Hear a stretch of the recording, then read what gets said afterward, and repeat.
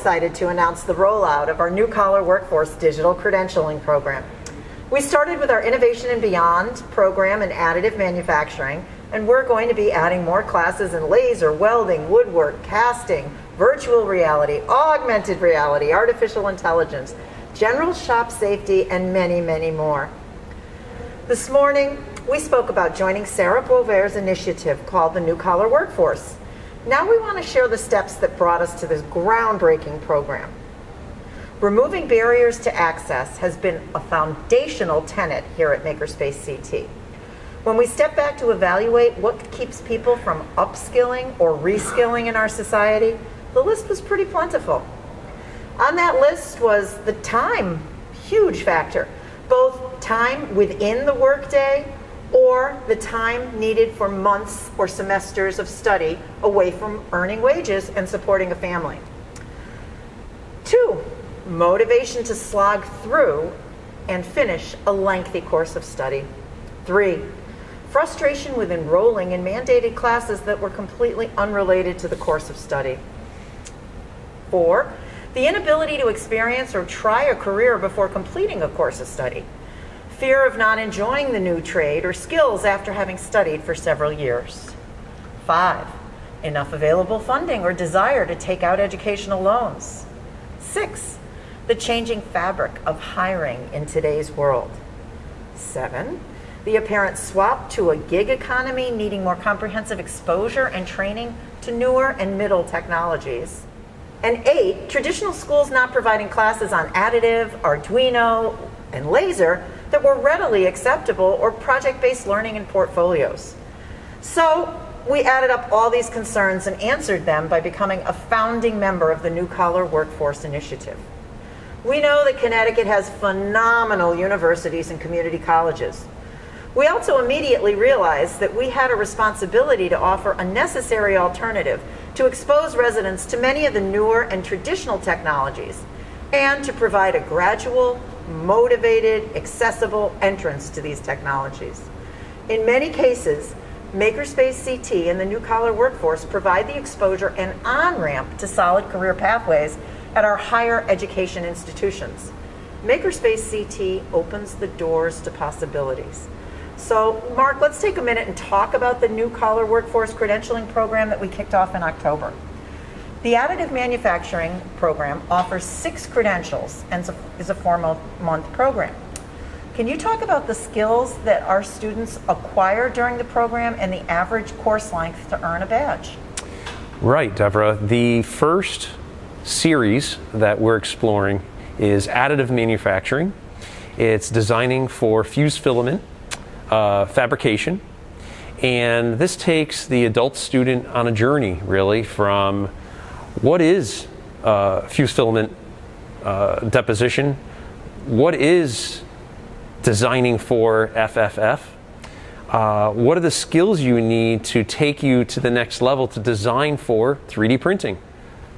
With that comes not only the design skills needed, the slicing skills needed, but also how do you run a 3D printer and how do you maintain this 3D printer? And also, are you choosing the right printer for your employer? Are you choosing the right direction, the right piece of equipment? What's appropriate? So that entails 5 different badges that are prerequisites to each other. Each badge lasts around 3 to 4 weeks and culminates in a master's badge. And the master badge tells your future employer that you've accomplished these skills, you are ready to apply these skills, and you're now employable with this new acquired skill in 3D printing. Interesting, really interesting. So it sounds like a good solid foundation there in additive and understanding how to move forward in a career. So tell me, clearly we're breaking down this information into smaller sections, parsing it into smaller packets. Is that smaller packet, receiving a badge for each one of them, more motivating to our students to complete their course of study? I think so. I mean, a traditional pathway would be a 15-week semester which might let you dip your feet in the technology, but then you have to wait another 15 weeks to get to the next level. And that might culminate in a traditional path of 2 years before you get to this point. With this newer, quick, we always say it around here, high impact class, it keeps you going. You acquire this badge in 3 or 4 weeks and you're ready to move on to the next one. It keeps your interest level high, it keeps people coming back, and it keeps the project-based learning always hands-on, always exciting. Yeah. Again, a great exposure, great entryway, great pathway to higher ed and future learning at our universities and colleges. Right. So the new collar workforce uses an MIT affiliate to maintain the credentials called NAFDAC. What does this mean to our students to have a credential? What do they do with it? What does it look like? What's the point? It's a digital credential that's posted on a site, a common site that both employers and a future employee has access to. LinkedIn might be an avenue where you post your different credentials and it links you to the credentialing site.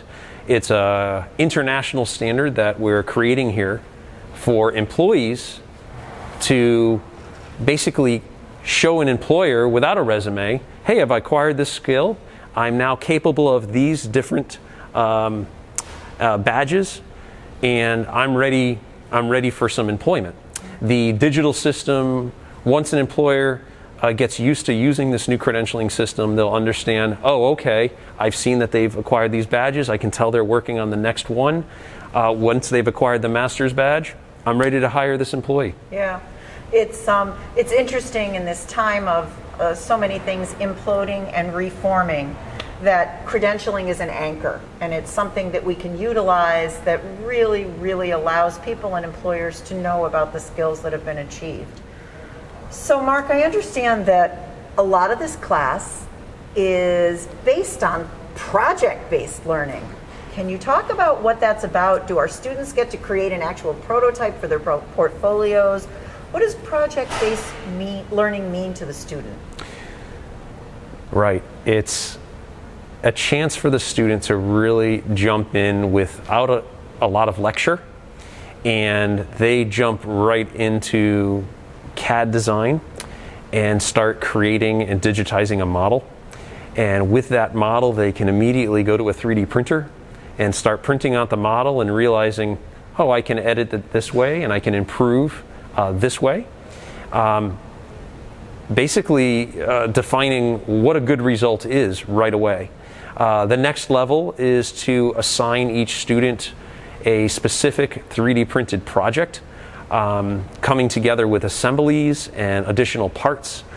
This is something they're going to see in the real world. So the real world is all about building a project when it comes to 3D printing. So that is exactly what we're working on now. One of the options that our students can print is a 3D printed prosthetic.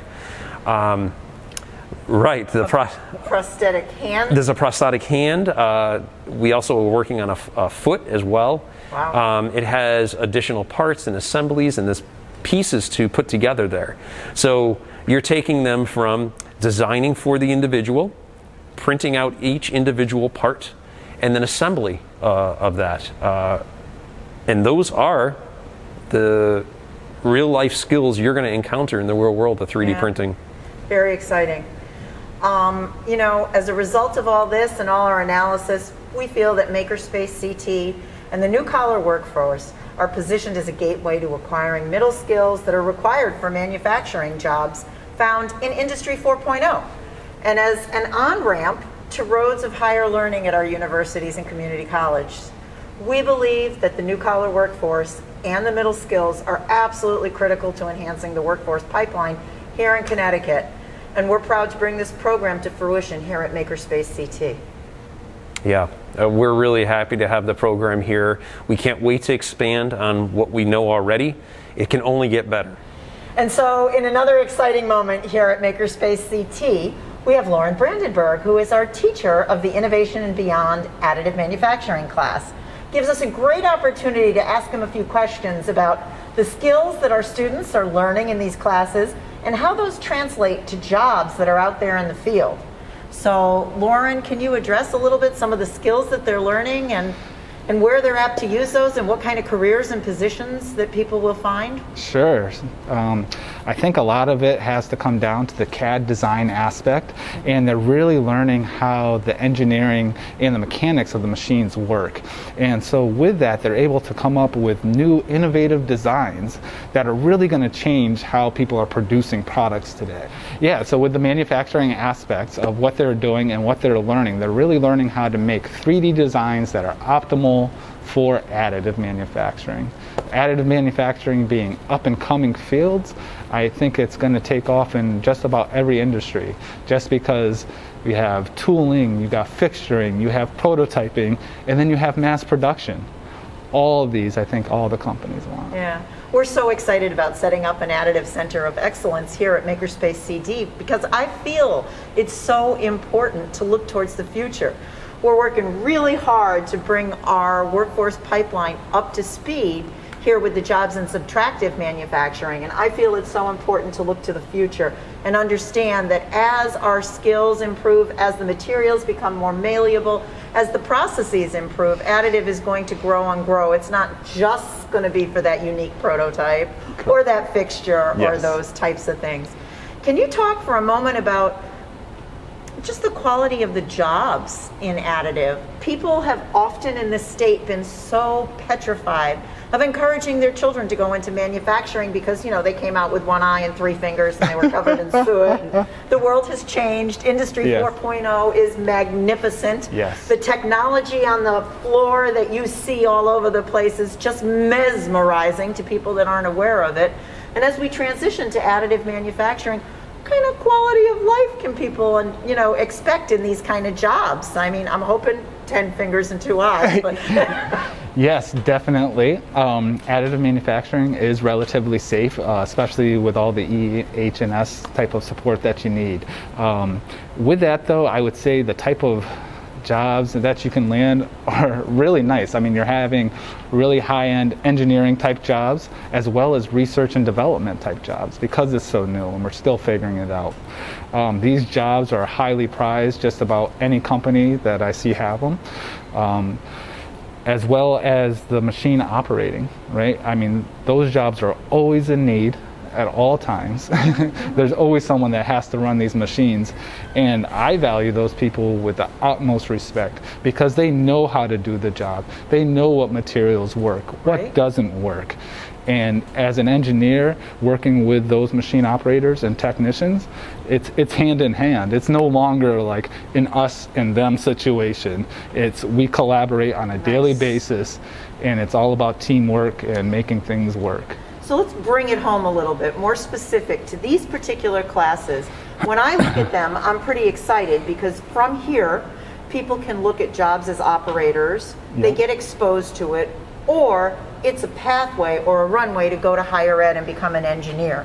Can you talk a little bit about once they graduate from this short, high-impact, new-collar workforce 4-month badging program, what kind of options are there? Can they go into the work world and find jobs as operators? I always envision that there's a mid-sized manufacturing plant somewhere and they're saying, I really want to try the additive for fixturing. It might be nice to do some prototypes. We don't know how to do it tomorrow. So, you know, that there might be room for someone to go in there and support mid-sized to smaller manufacturings with these types of jobs, as well as looking at universities. Can you shed a little light on what you perceive their pathways are? Sure. So, I mean, I started off, I went to a very similar type of place, and it really is a spark of interest. It's there that you find, hey, I really like CAD design, or I really like 3D modeling or additive manufacturing. And once you kind of figure out what your passions and desires are, which I see all my students doing here, then you can kind of choose what direction you want to go in. Connecticut is filled with tons of manufacturing, small, medium, and large. Yes, most large places are going to want a university degree, but these small and medium shops really, they really appreciate people's skill sets and what they know, not just the piece of paper they have. I think for anybody going from this course, if they wanted to get into engineering, they could definitely start off going to like an MCC or another community college that's technical and can provide them with that higher education. Yeah, it's great. It's just, for me, it's really exciting. It's everything I thought it would be when we were getting into this. And our goal is always to break down barriers, to break down the barriers to accessing the equipment. And we have a huge additive manufacturing department. We're adding equipment to it all the time, but we're involved with trying to get scholarships, and we've been very successful at offering scholarships in additive, you know, breaking down barriers, supporting racial equity, supporting our inner cities, supporting our economies. And we're very excited to have you, because Loren comes from industry with a clear understanding of what's necessary, with an actual joy and happiness about sharing his knowledge and what he's doing. So we thank you very much for being part of this program. It means a lot to us. Appreciate it. Thank you. Support for the New England Maker Summit provided by our innovation partner, Stanley Black & Decker.